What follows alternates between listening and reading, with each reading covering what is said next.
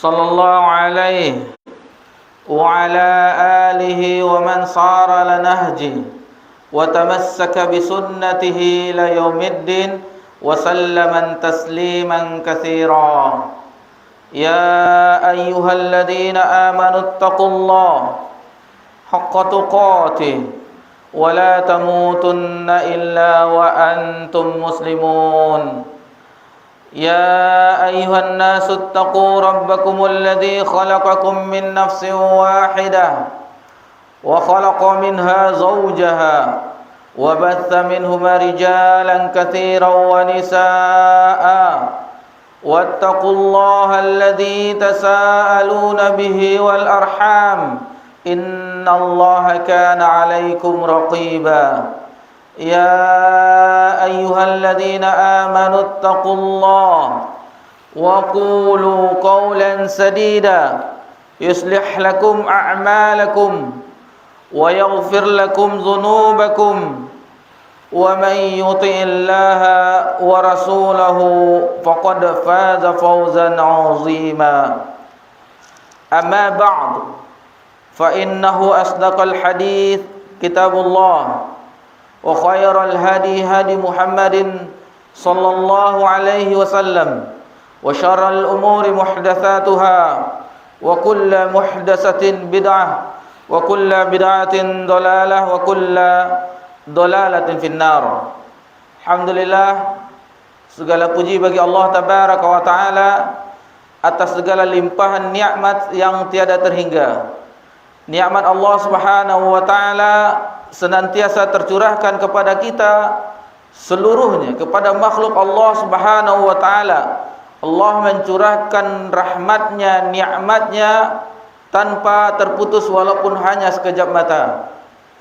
Di antara nikmat Allah Subhanahu wa Ta'ala yang kita rasakan di kesempatan ini, di malam yang berbahagia ini adalah ketika kita setelah menegakkan salat fardu berjamaah, fardu maghrib, setelah itu kita melakukan zikrullah, salat sunnah ba'diyah, dan kita lanjutkan menunggu waktu antara waktu salat dengan salat berikutnya dengan mempelajari agama Allah Subhanahu wa Ta'ala.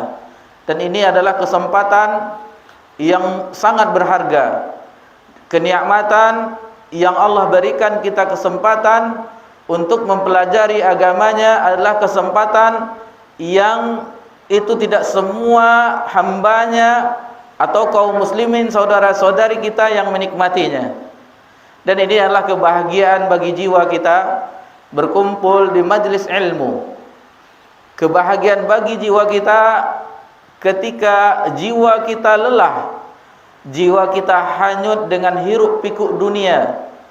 Dan alhamdulillah di malam ini kita berada di tanggal 10 Jumadil Akhirah tahun 1444 Hijriah. Tahun miladiahnya kita berada di tanggal 2 Januari 2023. Tidak ada yang istimewa dari pergantian tahun, tidak ada bahagia kita. Apa yang kita bahagiakan? Orang-orang yang telah melakukan kegembiraan menyambut tahun baru di 2022 dan di 2023 dia tidak ada lagi. Dia telah kembali kepada Allah Subhanahu wa Ta'ala, telah diwafatkan oleh Allah Subhanahu. Apa yang kita bahagiakan dengan pergantian tahun? Kebahagiaan kita cukuplah Allah memberikan kita kekuatan, hidayah, taufik untuk bisa beribadah kepadanya. Dan di antara pintu terbesar seorang hamba untuk beribadah kepada Allah Subhanahu wa Ta'ala, pintu gerbangnya adalah menuntut ilmu agama.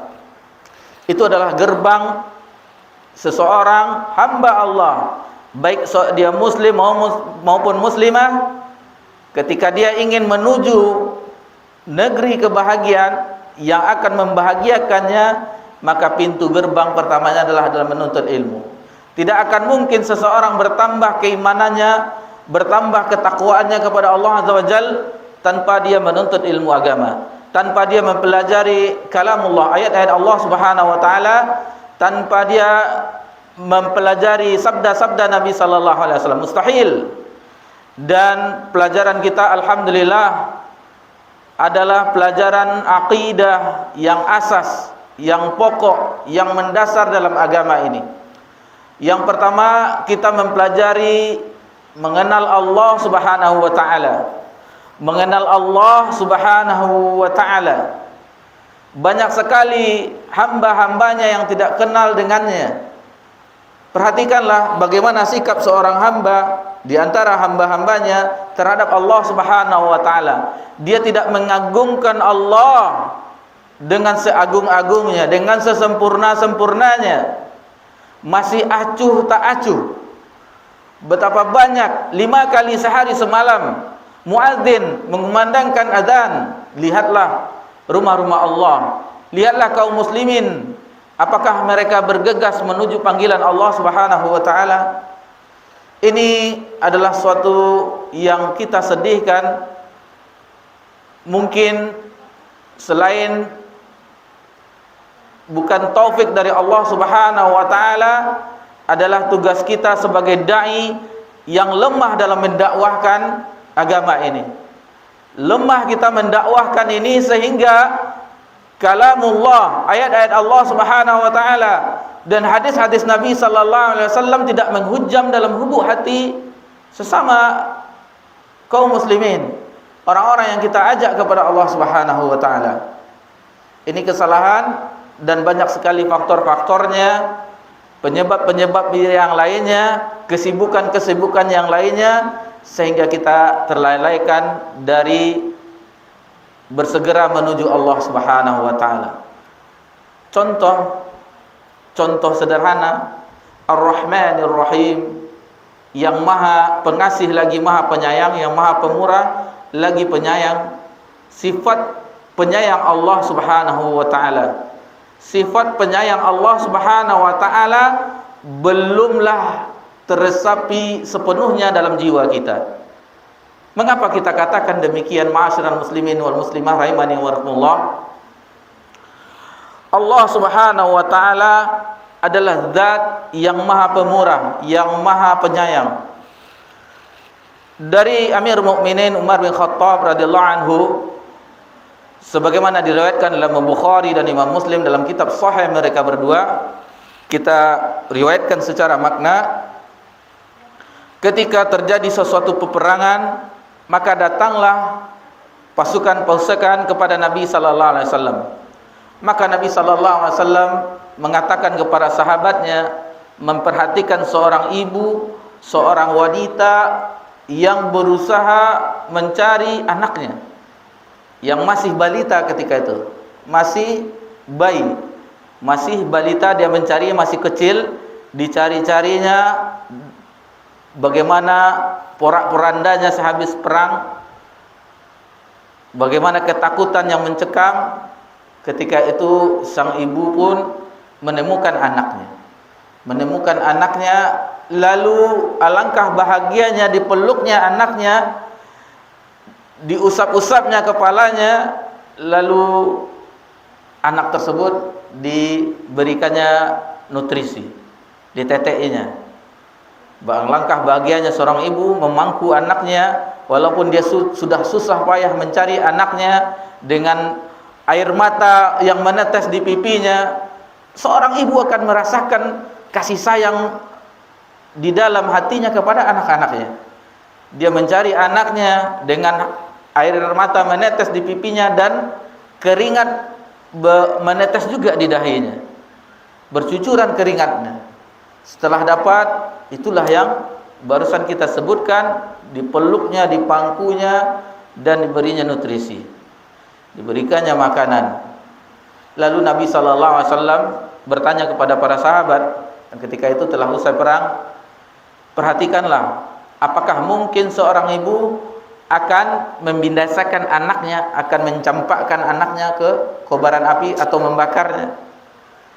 Tidak, wahai Rasulullah, tidak akan mungkin seorang ibu memperlakukan anak seperti itu.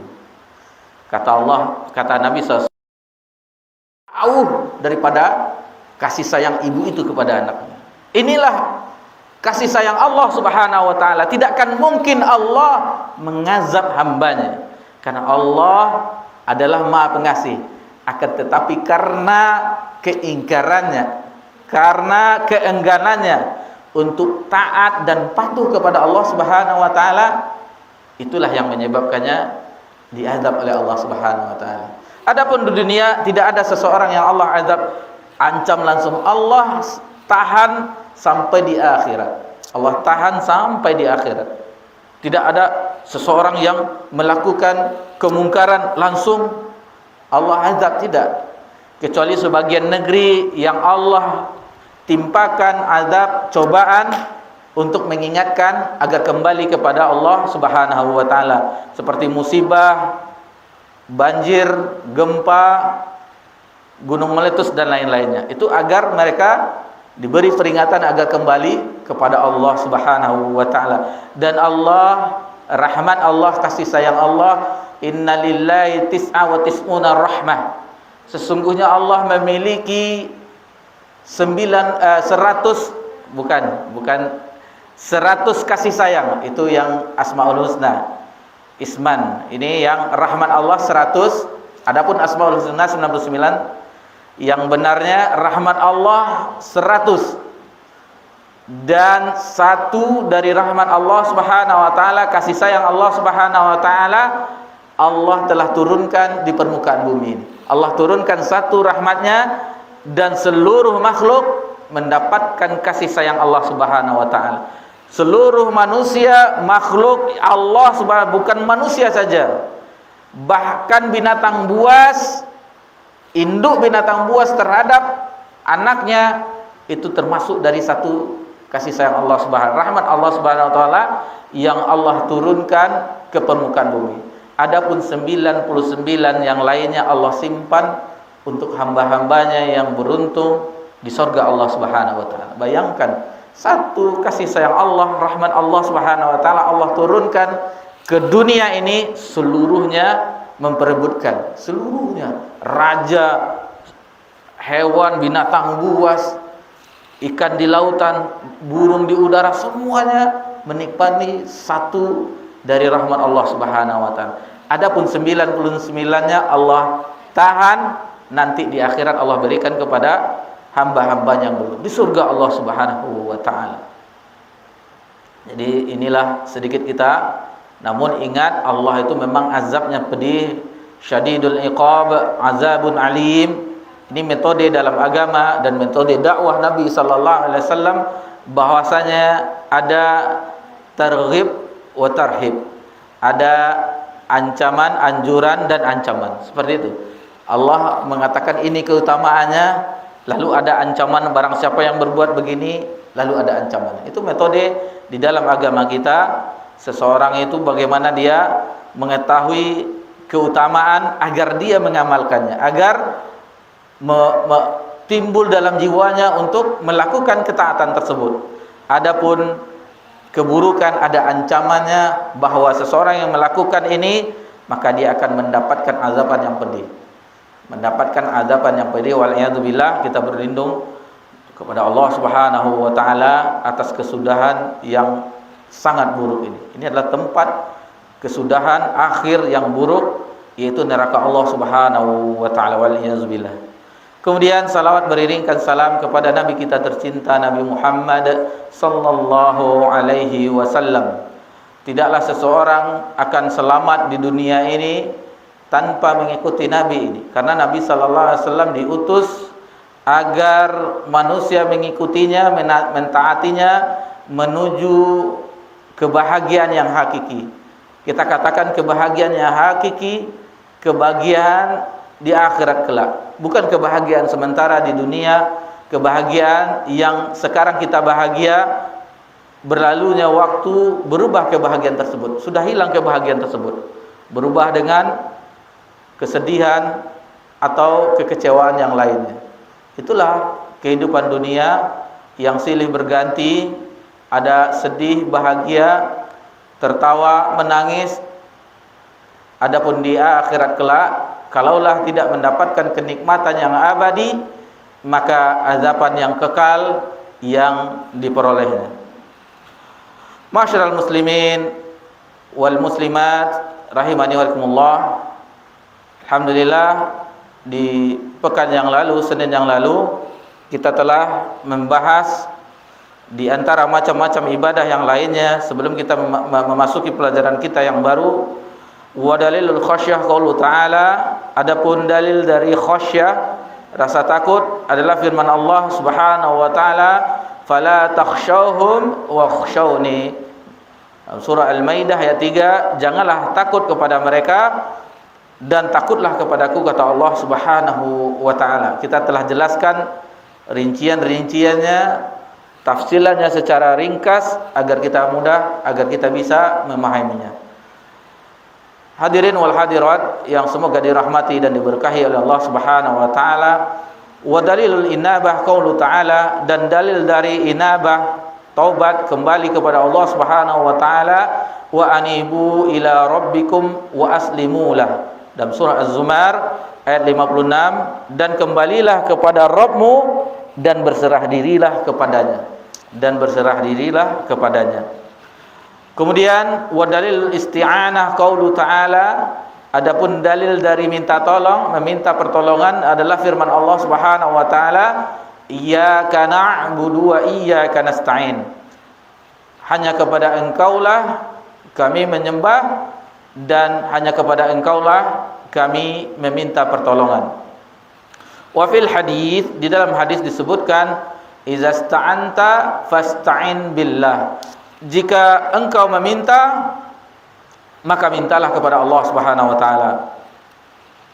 Wa dalilul isti'adzah qaulu ta'ala, adapun dalil dari isti'adzah, memohon perlindungan, qul a'udzu birabbil falaq wa qul a'udzu birabbin nas.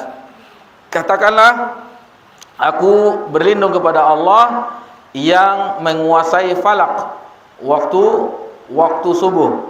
Wa qul a'udzu birabbin nas, dan aku berlindung kepada Allah, Rabbnya manusia, Rabbnya manusia. Wa dalil isti'anah qaulu ta'ala, adapun dalil dari isti'anah, istighatsah. Isti'anah sudah, istighatsah meminta pertolongan ketika sulit.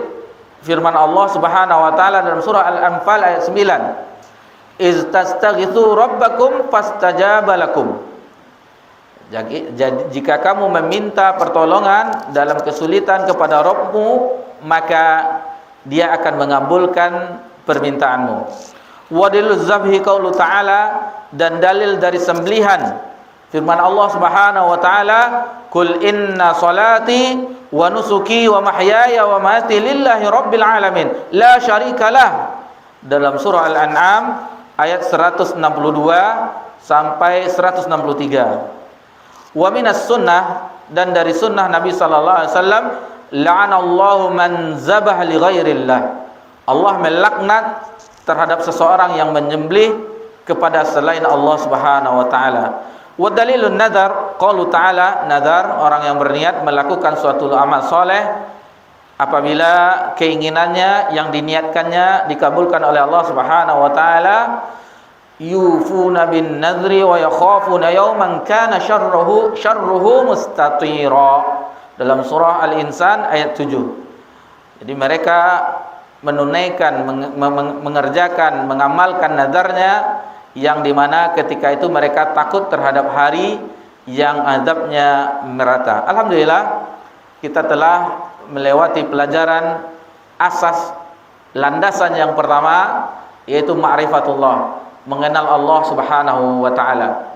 Dan ini sebenarnya pembahasan yang harus kita tanamkan, harus kita kokohkan, karena ini adalah semulia-mulia ilmu di dalam agama kita. Mengenal Allah Subhanahu wa taala, zat yang kita senantiasa menyembahnya, beribadah hanya untuknya. Banyak sekali orang yang tidak mengenalnya dengan nama-namanya yang maha indah dan sifat-sifatnya yang maha tinggi. Akhirnya mereka tidak ada muncul rasa takut, rasa tunduk, kepatuhan kepada Allah Subhanahu wa taala.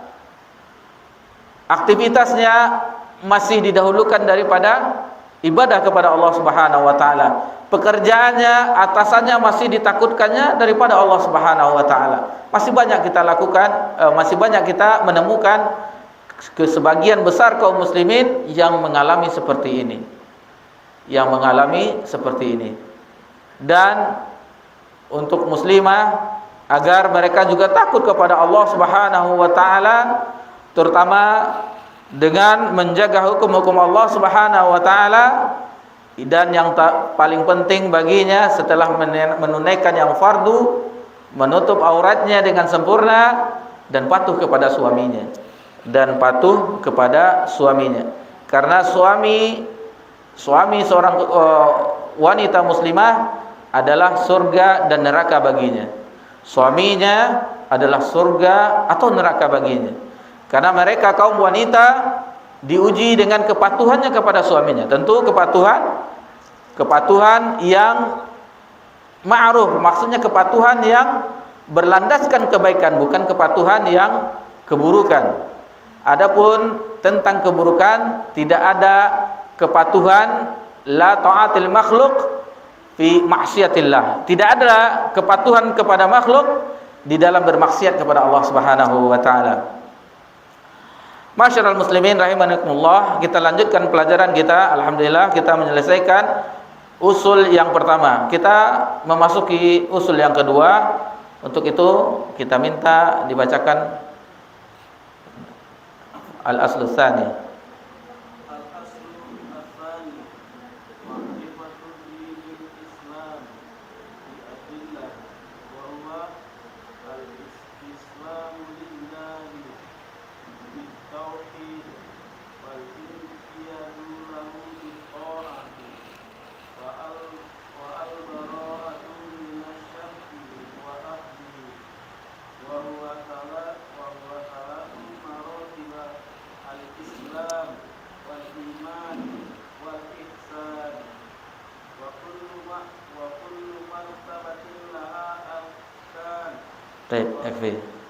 Satu paragraf dulu kita bahas. Berkata mu'allif rahimahullahu ta'ala, penulis menyebutkan dalam matan ini al-aslu tsani, usul yang kedua, landasan pokok yang kedua, ma'rifatu dinil Islam bil adillah, mengenal agama Islam itu sebagai agama dengan dalil-dalil. Barusan sebelum kita mulai kita sebutkan dalil, wa qaulu ta'ala wa fil hadis wa fi sunan, disebutkan oleh mu'alif bahwa kita mengenal agama itu dengan dalil. Dengan dalil maksudnya dengan dalil-dalil, dengan Al-Qur'an, firman Allah Subhanahu wa taala, dengan hadis-hadis Nabi, dengan sunnah-sunnah Nabi sallallahu alaihi wasallam. Itulah Islam yang kita mengenalnya. Kita mempelajari Islam dari sumbernya yang asli, yang keluar dari perselisihan-perselisihan, pertikaian-pertikaian. Kita langsung ke sumbernya yang hakiki. Karena apabila kita tidak berpijak dengan dua sumber ini, maka kita akan mendapati perselisihan yang banyak. Perselisihan yang banyak, pertikaian yang banyak, karena setiap orang memiliki pendapat masing-masing. Namun apabila kita kembalikan kepada firman Allah Subhanahu wa taala dan hadis-hadis Nabi sallallahu alaihi wasallam, itulah patokan kebenaran di dalam agama kita ini. Wahwa, disebutkan oleh muallif, Islam itu, definisi dari agama Islam itu sebagai agama al-istislamu lillahi bitauhid, yaitu dengan menyerahkan diri kepada Allah dengan mentauhidkannya. Maknanya, arti dari Islam, agama Islam, yaitu menyerahkan diri kepada Allah dengan mentauhidkannya. Wal inqiyadu bitta'ah, dan tunduk kepadanya dengan melakukan ketaatan kepada Allah Subhanahu wa taala.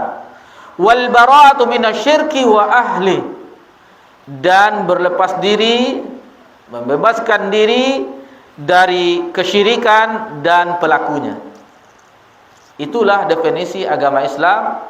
Dan definisi Islam banyak sekali kita jumpai secara bahasa, bahwa agama Islam adalah agama yang Allah turunkan dari sisinya melalui perantaran malaikat Jibril kepada Nabi sallallahu alaihi wasallam, yang akan mengatur urusan hablum minallah wa hablum minan nas secara vertikal dan horizontal. Itu salah satu definisi.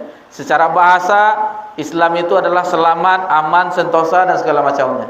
Dan ini adalah secara istilah, secara syar'i yang dibawakan oleh Syekh Muhammad At-Tamimi rahimahullah ta'ala dalam matan ini, al-istislamu lillahi bitauhid, menyerahkan diri, berserah diri kepada Allah Subhanahu wa taala dengan mentauhidkannya. Wal inqiyadu bitta'ah, dan dilanjutkan dengan ketundukan, melakukan ketaatan kepadanya. Ketaatan yaitu dengan patuh, memerintahkan apa yang Allah perintahkan dan menjauhi apa yang Allah larang. Wal bara'atu minasyirki wa ahli, dan berlepas diri dari kesyirikan dan ahlinya, pelakunya. Dan ini diingatkan lagi, itulah Islam, agama tauhid.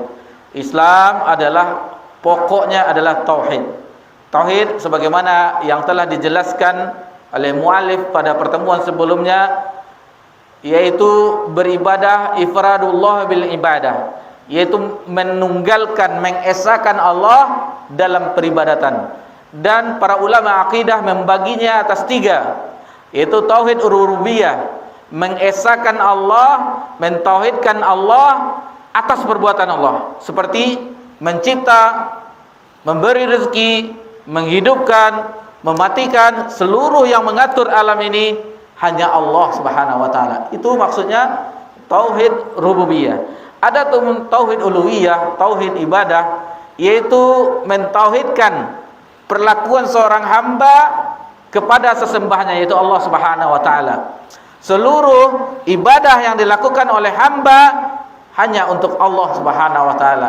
Itu adalah tauhid ibadah, tauhid uluhiyah. Yang ketiga adalah tauhid asma wa sifat, yaitu tauhid yang kita menetapkan nama-nama Allah yang maha indah dan sifat-sifat Allah yang maha tinggi sesuai dengan kebesaran, keagungan dan kesempurnaan Allah Subhanahu wa taala. Tidak ada cacat sedikit pun.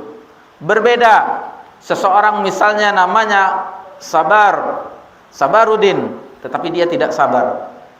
Seseorang namanya misalnya yang Ilham misalnya, tetapi tidak sesuai namanya dengan sifatnya. Akan tetapi Allah Subhanahu wa taala, nama-namanya yang indah dan sifat-sifatnya yang maha tinggi sesuai dengan keagungan Allah Subhanahu wa taala, sesuai dengan kesempurnaan Allah Subhanahu wa taala.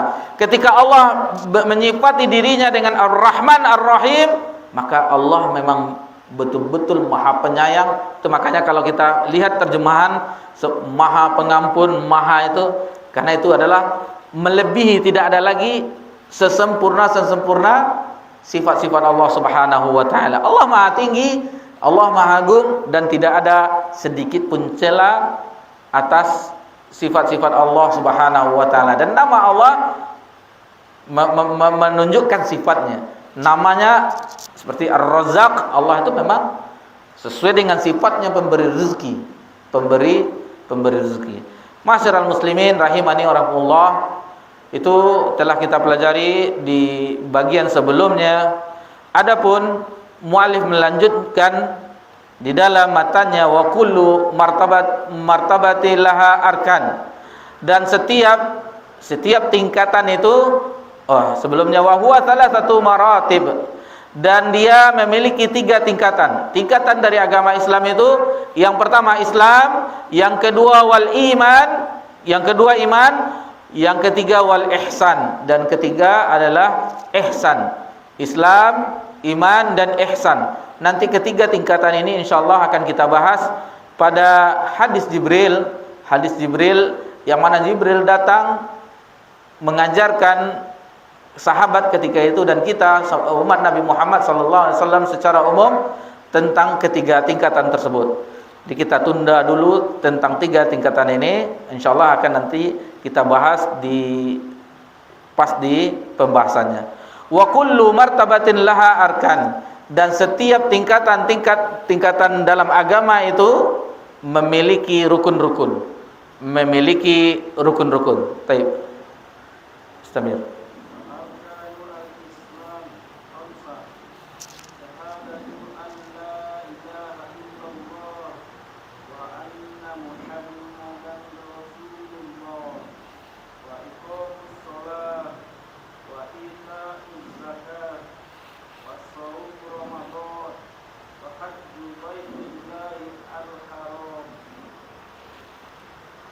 Baik. Lalu muallif menyebutkan warkanul Islamu khamsah.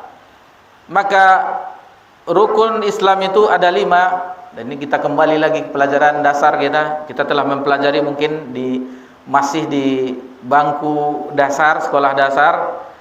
Dan di malam ini kita ulang kembali untuk mengokohkan kita. Mungkin kita sebelumnya telah mempelajarinya, namun ini untuk memperkokohnya, untuk mengingatkan kembali dan untuk menambah ilmu yang mungkin dahulu kita sekedar menghafalnya, namun kita tidak mengetahui secara mendalam apa maksudnya. Jadi rukun Islam itu 5, syahadatu an la ilaha illallah wa anna Muhammadar Rasulullah.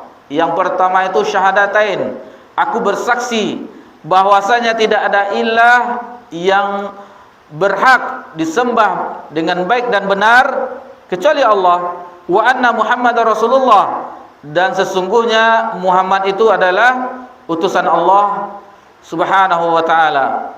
Kemudian wa iqamus shalah, mendirikan salat, wa itauz zakah, dan menunaikan zakat, wa shaumu Ramadan, dan berpuasa di bulan Ramadan, wal hajju baitillahil haram, dan menunaikan ibadah haji ke Baitullah al-Haram. Ini adalah diambil dari hadis yang diriwayatkan oleh Abdullah bin Umar, Ibnu Umar radhiyallahu anhuma, sebagaimana diriwayatkan oleh Imam Bukhari dan Imam Muslim, yang awalnya bunya Islamun ala khamsin. Sesungguhnya Islam itu dibangun atas 5 perkara. Ini dia rukun Islam yang 5. Syahadatain, kemudian mendirikan salat, menunaikan zakat, berpuasa di bulan Ramadan, dan haji bagi yang mampu ke Baitullah al-Haram. Istamir.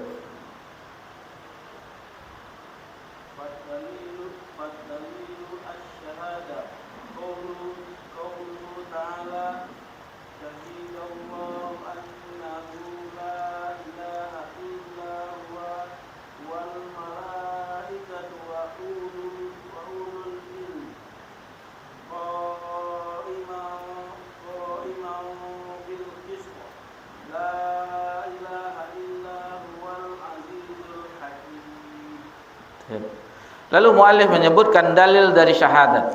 Syahadat disebutkan oleh muallif, sebelumnya kita bersaksi 2 kalimat syahadat bagi orang yang ingin memeluk agama Islam.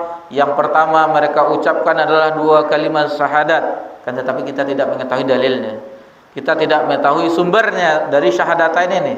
Dan ini muallif menyebutkan dalilnya dalam firman Allah Subhanahu wa taala di dalam surah Ali Imran ayat 18. Di mana Allah Subhanahu wa taala berfirman, syahidallahu annahu la ilaha illa huwa wal malaikatu wa ulul ilmi qa'iman bil qist. Jadi Allah Subhanahu wa taala telah bersaksi. Pertama, Allah bersaksi, persaksian Allah Subhanahu wa taala bahwa tidak ada ilah yang baik dan benar yang berhak diibadati kecuali Dia. Pertama, Allah Subhanahu wa taala bersaksi. Wal malaikah, dan malaikat-malaikatnya, wa ulul ilma qa'iman bil qist, dan ahli ilmu yang menegakkan keadilan. Ayat ini di antara dalil menunjukkan keutamaan orang yang berilmu. Persaksiannya terhadap la ilaha illallah, persaksiannya dibarengkan dengan persaksian malaikat, persaksian Allah yang pertama, persaksian malaikat, dan persaksian orang-orang berilmu. Tidak akan mungkin seseorang menyaksikan bahwa la ilaha illallah itu kecuali bagi orang-orang yang berilmu, yang mengetahui tentang agama ini, yang mengetahui tentang Allah Subhanahu wa taala, yang mengetahui tentang Nabi Muhammad sallallahu alaihi wasallam. Betapa banyak seseorang yang dia di KTP-nya Islam, waliyadzubillah, akan tetapi tidak mengetahui ini. Cobalah kita besok, seandainya kita iseng-iseng, tanyakan syahadat, 2 kalimat syahadat itu apa dalilnya? Apa dalilnya? Ke orang yang belum belajar ini, yang orang biasa. Tidak akan mungkin mereka mengetahui. Mana mereka mengetahui dalilnya? Tidak akan tahu. Karena kehidupannya, kesibukannya, mereka hanyut dengan hirup pikuk dunia. Pagi dia telah membelah pagi dan menggunting kelamnya malam, datang ke rumah seharian untuk bekerja untuk kesenangan dunia yang sesaat. Akan tetapi dia tidak mau mencari keridhaan Allah Subhanahu wa taala untuk kebahagiaan abadi di akhirat. Sebentar, subuh 2 rakaat, zuhur 4 rakaat, tidak lama. Dan kita sering meluruskan kekeliruan saudara-saudari kita ketika mereka mengatakan janganlah terlalu fanatik terhadap agama ini, jangan terlalu berlebihan. Kan doanya sudah jelas itu, Rabbana atina fid dunya hasanah wa fil akhirati hasanah. Jadi harus 50-50, harus 50-50 dunia dan akhirat. Taib kata kita. Oke, baik, kalau betul 50-50, kita hilangkan dulu, kan 24 jam. Kita hilangkan dulu untuk tidur. Anggaplah tidur 8 jam. 24 kurang 8, 16. Berarti 8 jam kita bekerja, 8 jam kita beribadah. Sanggup enggak? Bingung dia mikirkan. Ya akhi, ya wahai saudaraku, kita itu sebentar cuman menghadap Allah Subhanahu. Kita berdiri subuh itu 2 rakaat itu sebentar. Ini yang fardu. Kita mengatakan fardu, belum yang sunat-sunat sebagai keutamaan, kelebihan baginya, ba'diyahnya, qabliyahnya, atau salat nawafil yang utama, yang satu-satunya salat yang Allah sebutkan dalam Al-Qur'anul Karim, salat sunat malam, qiyamul lail, fatajahad bihi nafilat talak. Istilahnya kita diperintahkan untuk bangun di tengah malam sebagai tambahan bagi kita. Asa rabbuka maqaman mahmuda. Jadi dengan itu Allah akan menjadikan kita tempat yang terpuji. Itu tambahan bagi kita. Adapun yang fardu itu sebentar 10 menit, ada 10 menit subuh. Mungkin anggap saja 15 menit karena panjangnya ayat imam. Zuhur salatnya sir. Yang terdengar itu Allahu Akbar, sami Allahu liman hamidah, Assalamualaikum warahmatullahi. Adapun bacaan yang lainnya sir, lirih. Itu biasanya agak cepat daripada yang jahar. 10 menit. Anggap kita rata-ratakan saja 10 menit karena sibuk.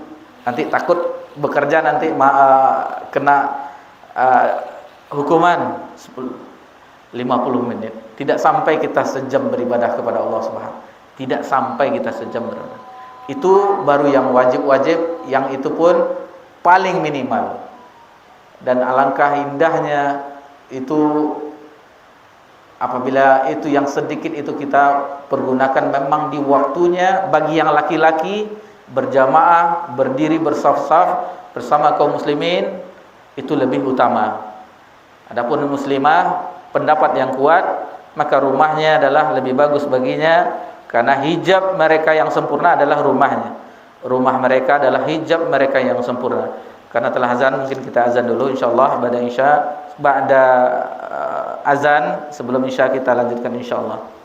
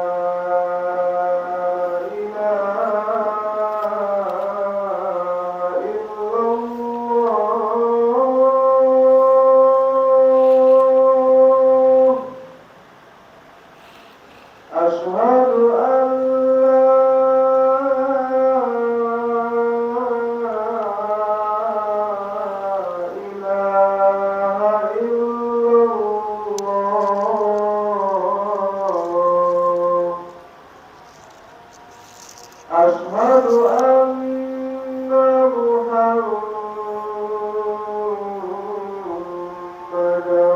رسول الله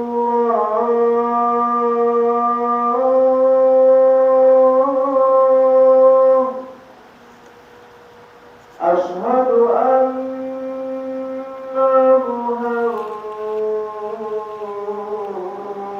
محمدا رسول الله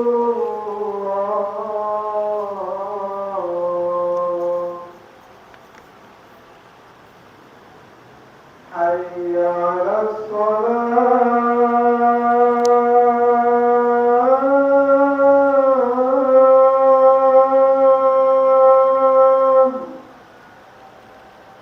حي على الصلاة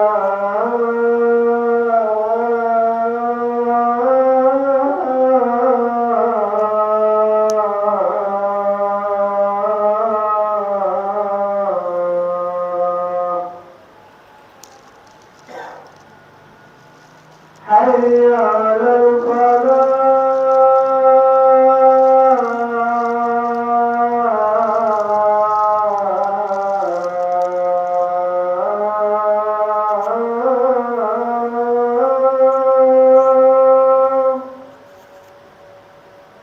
حي على الفلاح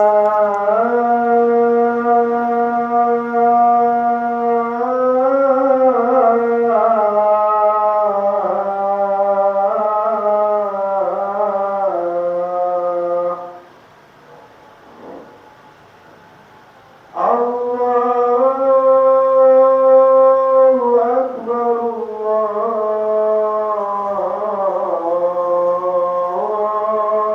الله أكبر لا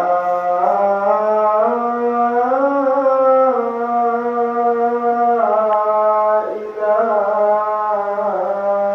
إلا الله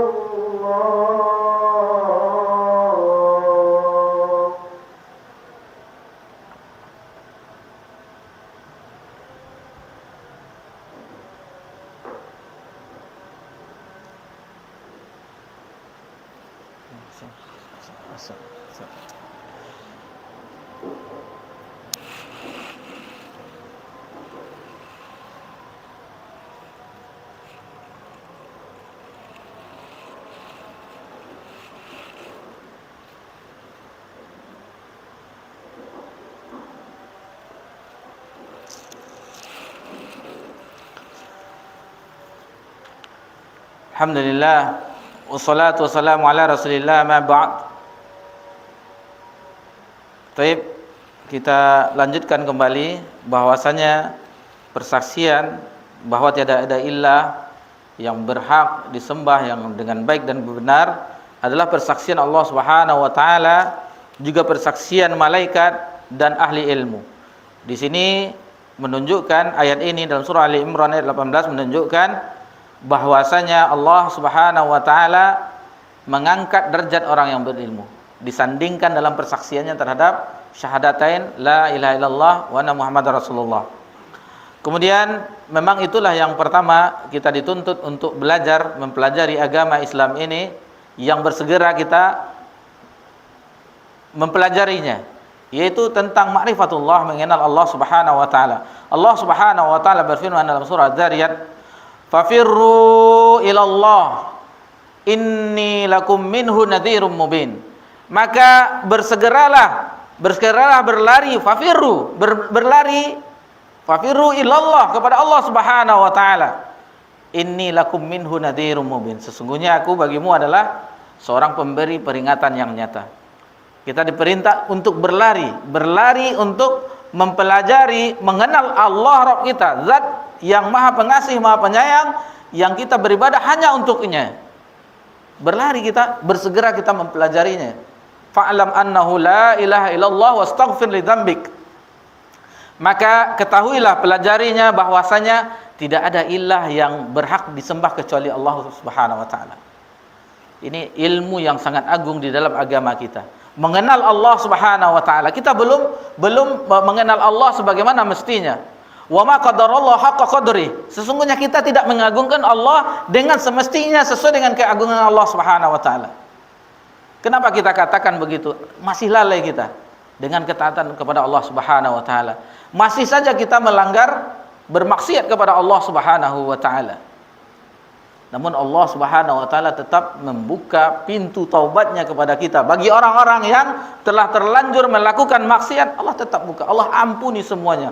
Walaupun kita telah bermaksiat sepenuh langit dan bumi, Allah akan memberikan ampunan sepenuh langit dan bumi. Kasih sayang Allah Subhanahu wa taala. Kasih sayang Allah Subhanahu wa taala hadirkan dalam hati kita. Dan ini akan muncul kalaulah kita tidak mempelajari tentang zat yang maha agung yang kita sembah, maka tidak akan muncul dalam jiwa kita kehadiran rasa cinta kepada Allah Subhanahu wa taala, rasa harap kepada Allah Subhanahu wa taala, rasa takut kepada Allah Subhanahu wa taala. Semua ibadah-ibadah hati kita tidak akan merasakannya. Kita tidak akan merasakan manisnya, lezatnya iman karena tidak ada kecintaan kepada Allah Subhanahu wa taala. Hambar keimanan kita kepada Allah Subhanahu wa taala. Masyarul muslimin rahimani wa rahimakumullah. Ada beberapa ayat yang kita sempat susun juga dari syarahnya juga Syekh Muhammad bin Shalih Al-Utsaimin. Sebelumnya dijelaskan makna ilah di sini. Ilah adalah ma'luh yaitu sama dengan ma'bud. Wa huwa ma'bud la ma'budi ila siwa. Yaitu sesembahan. Ilah maksudnya di sini adalah sesembahan. Lalu Allah Subhanahu wa taala menjelaskan tentang sesembahan-sesembahan yang dianggap oleh manusia. Sesembahan-sesembahan yang dianggap oleh manusia seperti dalam surah Al-A'raf. Dalam surah Al-A'raf ayat yang ke-59. Di mana Allah Subhanahu wa taala berfirman, "Laqad arsalna Nuhan ila qaumihi faqala ya qaumi ibudullaha malakum min ilahin ghairuh inni akhafu alaikum adzaba yaumin azim." Sungguh kami telah mengutus utusan kami Nuh kepada kaumnya, maka dikatakan wahai kaummu, yang diseru oleh Nuh alaihissalam, u'budullah, sembahlah Allah, ibadahilah Allah, malakum min ilahin ghairuh, karena tidak ada sesembahan selainnya. Ilah tidak ada selain Allah Subhanahu wa taala. Inni akhafu alaikum adzaba yaumin azim. Sesungguhnya aku takut atasmu akan ditimpa azab di hari yang sangat besar. Kemudian Allah Subhanahu wa taala berfirman di dalam ayat yang lain dalam surah Hud ayat 111,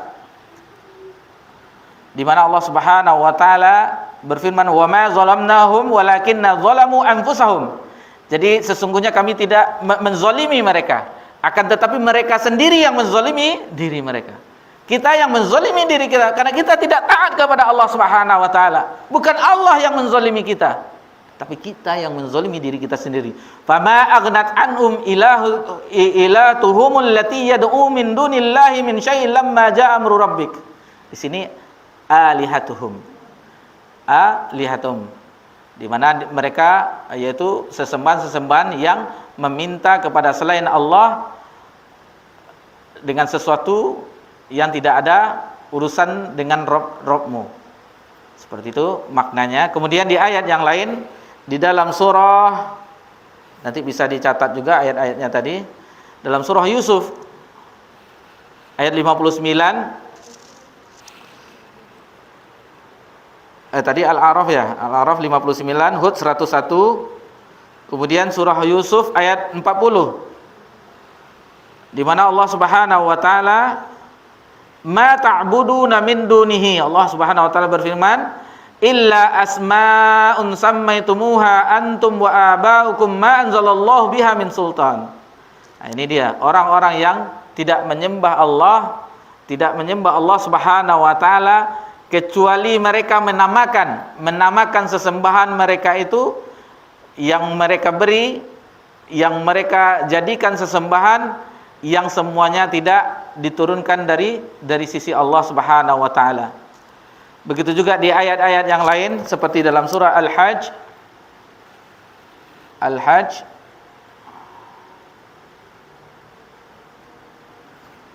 di mana Allah Subhanahu wa taala ada jumpa di situ. Al-Hajj ayat 62. Antum pakai HP cepat dia. Ada jumpa?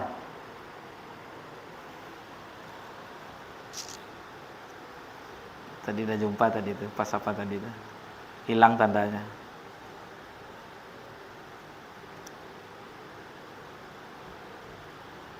Ini dia. Al-Hajj ayat 62.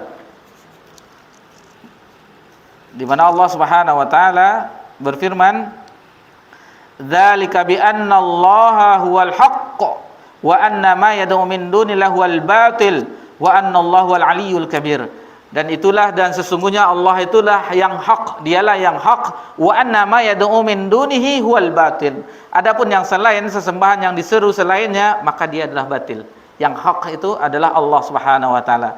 Wa anna Allahu wal aliyyul kabir, dan sesungguhnya Allah Maha tinggi dan Maha besar. Dan adapun tentang penamaan-penamaan sesembahan berhala orang tersebut, Allah Subhanahu wa taala singgung dalam surah An-Najm ayat 19 sampai ayat 21 atau selanjutnya, itu di mana Allah Subhanahu wa taala mengatakan tentang sesembahan orang-orang kafir Quraisy dahulu, afara'aitumul Lata wal Uzza, tentang Lata wal Uzza, wa Manata tsalitsatal ukhra, dan Manat yang ketiganya. Lata, Uzza, Manat itu berhala-berhala besar orang Quraisy ketika itu. Alakumudz dzakaru wa lahul untha, lalu mengatakan yang bagi mereka anak laki-laki dan baginya anak perempuan. Maksudnya dia mengatakan bahwa itu anak laki-laki Allah, anak perempuan Allah. Dia menyebutkan seperti itu, tilka idza qismatun diza. Dia mengatakan itu anak-anak perempuan Allah, Lata, Uzza, Manat, yang tiga itu anak-anak perempuan Allah. Sementara bagi mereka anak laki-laki, mereka hina dengan mendapatkan anak perempuan ketika itu. Ini terserah mereka saja beribadah, mengibadahi Allah Subhanahu wa taala. Dibantah di ayat selanjutnya, in hiya illa asmaun sammaitumuha antum wa aba'ukum ma anzalallahu biha min sultan.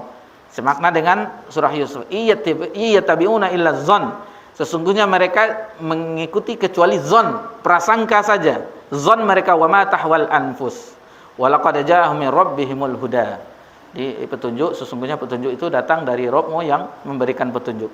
Jadi itu sangkaan-sangkaan mereka, zon-zon mereka saja untuk menamakan sesembahan berhala-berhala mereka. Waliyazubillah, itu sedikit tentang sesembahan orang itu. Dan Allah bantah dalam firman-Nya mengenai orang-orang yang telah memberikan nama-nama yang sesembahan, mereka berikan nama-nama tersebut.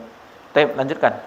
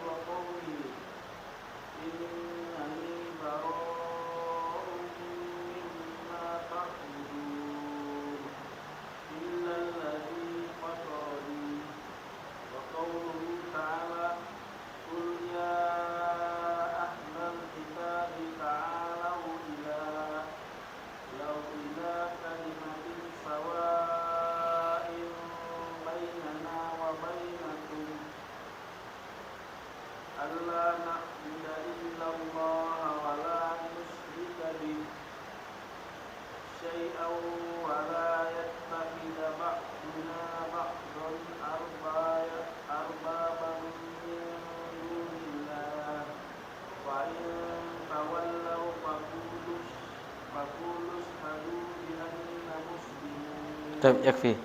Dan di sini muallif menjelaskan wa ma'naha, makna dari la ilaha illallah. Makna dari la ilaha illallah, la ma'budu bihaqqi illallah. Tidak ada sesembahan yang hak kecuali Allah. Sebelumnya kita mengetahui di terjemahan la ilaha illallah maknanya artinya tidak ada Tuhan selain Allah. Ini salah. Tidak ada sesembahan selain Allah. Ternyata Tuhan sesembahan ada selain Allah. Selain Allah banyak. Orang Nasrani, orang Protestan, orang Katolik ada sesembahannya. Buddha ada, dan semuanya ada sesembahan. Semua agama penganut ada sesembahannya. Namun dibantah dengan penafsiran yang benar, ini makna yang benar. Maka disebutkan di sini makna dari la ilaha illallah, la ma'budu bihaqqi illallah. Tidak ada sesembahan yang hak, yang benar. Yang benar kecuali Allah. La ilaha illallah maknanya la ma'budu bihaqqi illallah. Selain dari Allah sesembahan batil. Yang benar hanya Allah Subhanahu wa taala. Sesembahan yang dilakukan orang menyembah kepadanya, yang dia beribadah kepada selain Allah Subhanahu wa taala adalah batil. Salah. Sesembahnya salah. Yang benar sesembahan itu adalah Allah Subhanahu wa taala. La ilaha illa, jadi di sini disebutkan rukunnya, unsurnya. Ada rukun la ilaha illallah itu ada dua.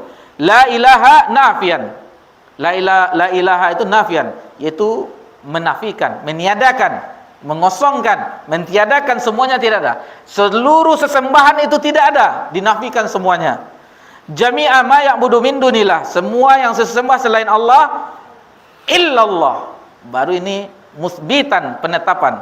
Semuanya dinafikan, ditetapkan hanya Allah. Paham maksudnya? Rukunnya cuma dua, la ilaha illallah. Yang pertama itu nafi, menafikan semua sesembahan itu tidak ada. Lalu isbat, ditetapkan hanya Allah Subhanahu wa taala. Itu dia. Sementara kita di tasawuf asyhadu an la ilaha illallah wa asyhadu anna muhammadan Allahumma shalli ala Muhammad, enggak tahu kita maknanya. Alhamdulillah dengan belajar kita mengetahuinya. Itulah bagaimana kita kokohnya kita belajar itu. Mengetahui dalilnya, mengetahui maknanya, kalimat yang dengan la ilaha illallah ditegakkannya langit dan bumi. Dengan la ilaha illallah adanya surga dan neraka. Dengan la ilaha illallah para nabi dan rasul dimusuhi oleh kaumnya. Dengan la ilaha illallah bahkan Nabi Muhammad SAW pun akhirnya menghunus pedangnya dengan menegakkan kalimat la ilaha illallah. Itu waktu Nabi memerangi kaum tersebut, karena mereka memerangi dan setelah kuat baru Allah izinkan untuk memeranginya. Karena telah penindasan yang sewenang-wenang selama di Mekah, berapa lama mereka menindas kaum muslimin yang lemah. Akhirnya setelah kuat di Madinah, Allah izinkan mereka untuk berperang. Berapa lama kesabaran? Berapa lama kesabaran sejak wahyu turun di Mekah selama 13 tahun bersabar, tidak ada perlawanan. Akhirnya di tahun kedua Hijriah baru terjadi peristiwa perang Badar. Berarti 13 tambah 2 tahun, 15 tahun baru Allah menunaikan janjinya, Allah menangkan kaum muslimin. 15 tahun bersabar dalam beragama Islam, baru Allah berikan kemenangan di peristiwa perang Badar. Jadi yang pertama ditetapkan musbitan, ditetapkan illallah al-ibadat Allah wahdah la syarikalahu fi ibadah. Di ibadah hanya kepada Allah saja, tidak ada sekutu baginya, serikat baginya di dalam mengibadahinya. Kama annahu la syarika lahu fi mulkih. Sebagaimana sesungguhnya tidak ada serikat baginya dalam kerajaannya. Wa tafsiruha alladhi yuwaddihuha qaulu ta'ala. Adapun tafsirnya yang jelas dalam firman Allah Subhanahu wa taala dibawakan dalam surah Az-Zukhruf, wa iz qala Ibrahimu li abihi wa qaumi innani bara'um mimma ta'budun illa alladzi fatarani fa innahu sayahdin wa ja'alaha kalimatan baqiyatan fi 'aqibi la'allahum yarji'un. Ketika Ibrahim berkata kepada bapaknya dan kaumnya, sesungguhnya aku berlepas diri dari apa yang disembah. Nabi Ibrahim ini waktu akidah al-wala wal bara' telah kita singgung. Di mana kita loyalnya, yaitu loyal kepada Allah dan Rasulnya, kepada orang beriman, dan kita bara' berlepas diri kepada orang sesembahan selain Allah dan orang-orang yang kafir, orang fasik, kita berlepas diri kepadanya. Pasti Nabi Ibrahim dia berlepas kepada orang yang disembah kepada selain Allah. Illal ladzi fatarani fa innahu, kecuali orang yang telah menciptakan Nabi Ibrahim. Kata Nabi Ibrahim di firman Allah Subhanahu wa taala, fa innahu sayahdin, dan sesungguhnya dia telah memberiku petunjuk. Wa ja'ala kalimatan baqiyatan fi aqibihi la'allahum yarji'un, dan dia menjadikan kalimat itu, kalimatut tauhid, sebagai kalimat yang ditetapkan kepada anak cucunya, keturunannya, keturunan Nabi Ibrahim alaihissalam la'allahum yarji'un, dan akhirnya mereka kembali dengan kalimat tauhid tersebut. Itu yang diharapkan oleh Nabi Ibrahim alaihissalam. Apa yang didoakan Nabi Ibrahim di dalam surah Ibrahim? Sesungguhnya wajanibni wa baniya an na'budal asnam. Jauhkanlah aku dan anak keturunanku dari menyembah berhala. Doa Nabi Ibrahim. Nabi Ibrahim alaihissalam mendoakan anak keturunannya, dirinya dan anak keturunannya dari menjauhi dari menyembah al-asnam, berhala. Dan ini adalah tauhid yang agung dan lawannya adalah syirik. Ini sering harus kita ulang-ulang, kita ingatkan diri kita pribadi dan jamaah semuanya agar senantiasa mempelajarinya, memperkokohnya, karena kalimat la ilaha illallah kunci surga. Wahab bin Nabi rahimahullah mengatakan kunci surga itu la ilaha illallah. Akan tetapi setiap kunci mempunyai gerigi-gerigi. Setiap kunci mempunyai gerigi-gerigi. Itulah yang harus kita, geriginya itu adalah syarat-syaratnya. La ilaha illallah mempunyai syarat, diantaranya adalah ikhlas. Syarat la ilaha illallah yakin, jujur, mahabbah, kecintaan, ketundukan, menerima. Jadi seluruh dari yang 7 kunci-kunci syarat itu, itulah gerigi-geriginya, ketaatan kepada Allah dan menjauhi kesyirikan. Itulah yang akan bisa membuka pintu surga. Itu yang bisa membuka pintu surga. Dan bagaimana kalimat la ilaha illallah ini kalimat yang sangat berat. Pernah kita singgung di awal kita kajian ini, hadis bitaqah. Hadis bitaqah di mana seseorang yang mempunyai amalan yang buruk, satu lembarannya, satu sijilan itu 99 lembaran, satu lembaran sejauh mata memandang. Bayangkan, ketika dihadapkan kepada Allah Subhanahu wa taala di hari kiamat, maka dia mengatakan tidak akan selamat saya. Semuanya diakuinya, catatannya, keburukannya ini. Akan tetapi ada satu amalan yang dia ikhlas dan dia menerimanya dan dia mengakuinya dan dia mengimaninya. Ada satu kalimat la ilaha illallah dalam hatinya dan dia yakini la ilaha illallah tersebut. Lalu didatangkan kartu yang bertuliskan la ilaha illallah. Keburukannya yang 99 lembar, satu lembar sejauh mata memandang, dan la ilaha illallah di wazan timbangan yang lainnya, maka beratlah la ilaha illallah. Beratlah la ilaha illallah. Namun ini jangan, yang penting kan kita la ilaha illallah. Tidak, ada konsekuensinya, ada tuntutannya. Al-istislamu lillahi bitauhid wal inqiyadu lahu bita'ah, dengan melakukan ketaatan kepada Allah. Taat kepada Allah dengan melakukan perintahnya dan meninggalkan larangannya. Itulah ketaatan kepada Allah Subhanahu wa taala. Wal bara'atu minasyirki wa ahli, dan berlepas diri dari kesyirikan dan pelakunya. Sebagaimana Nabi Ibrahim, wa iz qala Ibrahimu li abihi wa qaumi inni bura'atu bara'u mimma ta'budun. Terhadap sesembahan selain Allah Subhanahu wa taala. Dan kesyirikan ini wahai kaum muslimin muslimah rahimanirakumullah, adalah dosa yang sangat besar. Dosa yang sangat besar kesyirikan ini. Kita menurunkan keagungan Allah Subhanahu wa taala. Kita tandingkan dengan sesembahan yang lainnya. Kita jadikan ilah yang lain selain Allah Subhanahu wa taala. Kita beribadah kepada Allah dan kita cari sesembahan yang lainnya. Ini dosa yang sangat besar yang ketika seseorang tidak bertaubat ketika wafatnya, maka Allah tidak mengampuninya. Innallaha la yaghfiru asyraka bihi, dan sering kita ulang ayat ini, wa inna syirka la zulmun azim wa may yusyrik billahi faqad harrama alaihil jannah. Allah haramkan baginya surga, tempatnya neraka. Karena kesyirikan inilah dosa yang paling besar, dosa yang Allah ketika dia ketika wafatnya tidak bertaubat, Allah tidak ampuni. Allah tidak ampuni. Dan ini kita pernah ngambil ini perumpamaan, permisalan, dan permisalan terhadap Allah itu permisalan yang sangat agung, sangat tinggi, cuman untuk memahami kita saja, memahami kita. Ini ibarat dosa syirik. Masyiral muslimin wa muslimah rahimakumullah. Dosa syirik, kita anggaplah ini air putih atau air susu. Air susu kita misalkan, lalu kita ambil sedikit secuil tinja, kotoran. Tinja kita masukkan di sini. Adakah yang mau meminumnya? Adakah yang mau meminumnya? Air susu yang dicampur dengan sedikit tinja. Kita mengumpamakan syirik seperti itu agar kita memahami betapa besarnya dosa kesyirikan itu. Allah juga tidak menerima ibadah yang ada kesyirikan sekecil apapun. Walaupun sekecil molekul yang paling kecil, partikel yang paling kecil, debu, Allah tidak akan terima. Karena seluruhnya lillahi ta'ala, hanya untuk Allah subhanahu wa ta'ala. Satu lagi perumpamaan itu tadi tentang Allah tidak menerima ibarat tadi kesyirikan itu.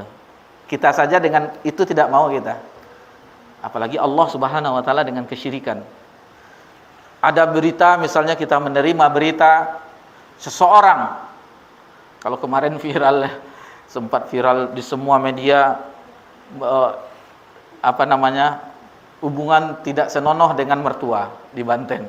Ini permisalan lagi, seseorang, wal'iyazubillah, ini cuman perumpamaan agar kita mengetahui besarnya dosa kesyirikan itu. Seseorang yang menzinai ibu kandungnya, lalu dia membunuhnya, lalu dia memutilasinya, memotong-motongnya, dicampakkannya jasadnya ibu kandungnya. Kita mengatakan ini manusia bejat, manusia yang sangat bejat di permukaan bumi. Yang paling bejat adalah orang yang melakukan kesyirikan. Dia menurunkan hak Allah, keagungan Allah subhanahu wa ta'ala. Dia potong-potong hak Allah subhanahu wa ta'ala. Dia turunkan keagungan Allah subhanahu wa ta'ala. Ini sekadar permisalan agar kita memahami dan bagaimana kita menjauhi dosa kesyirikan.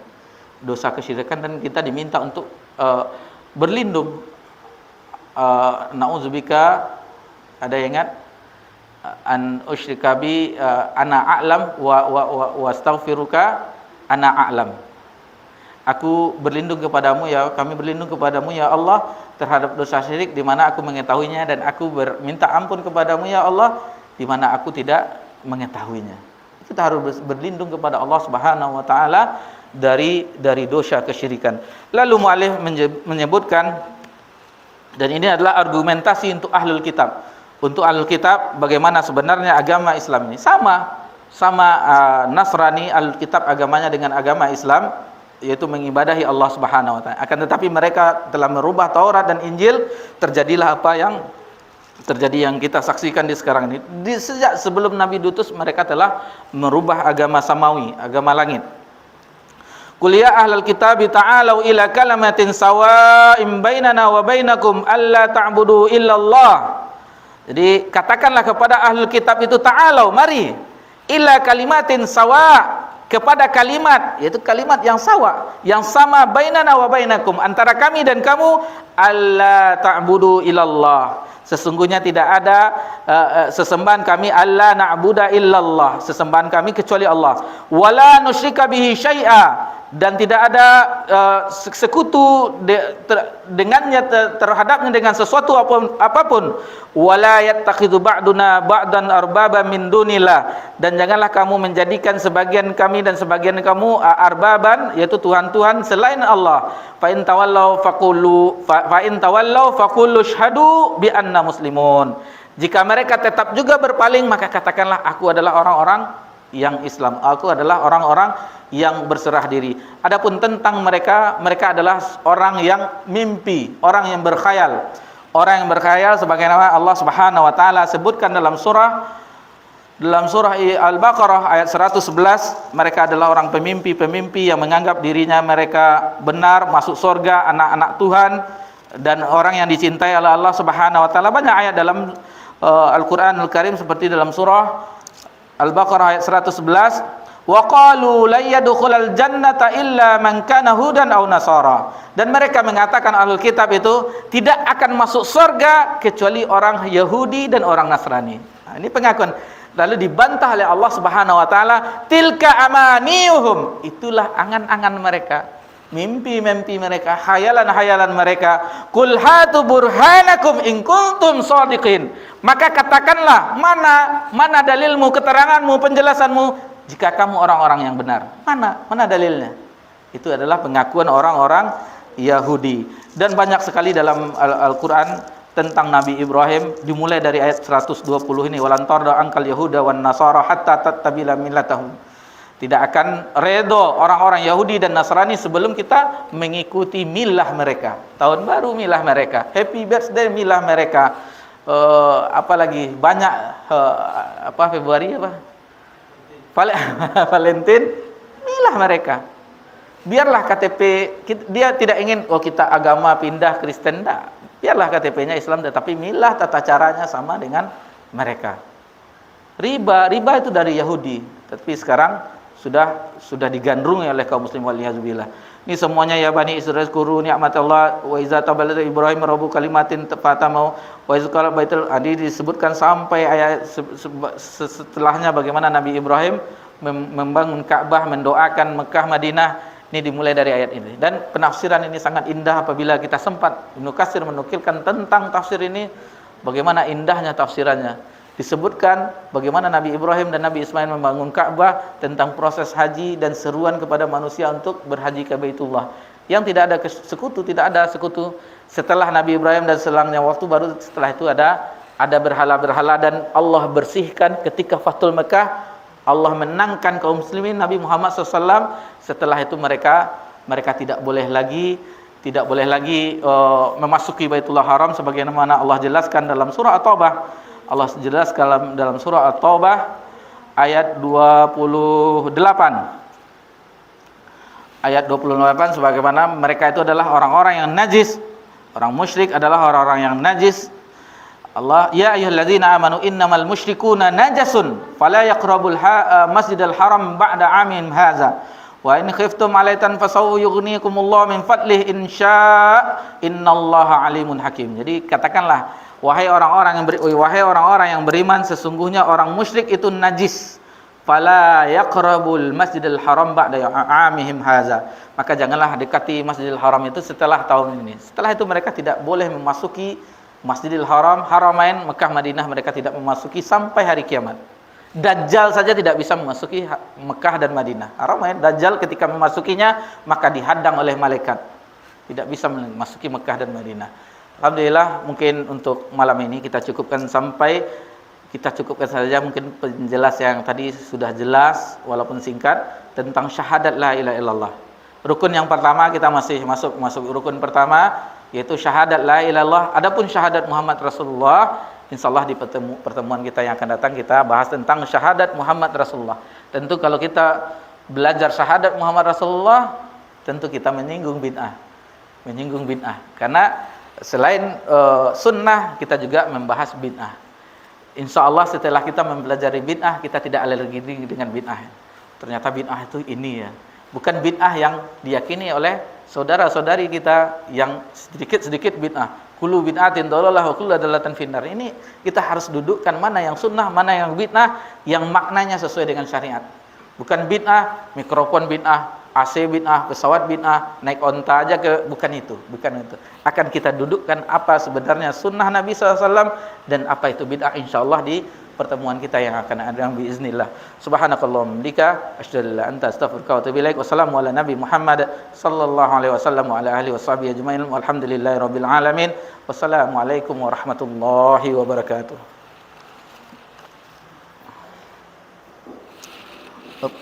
Pak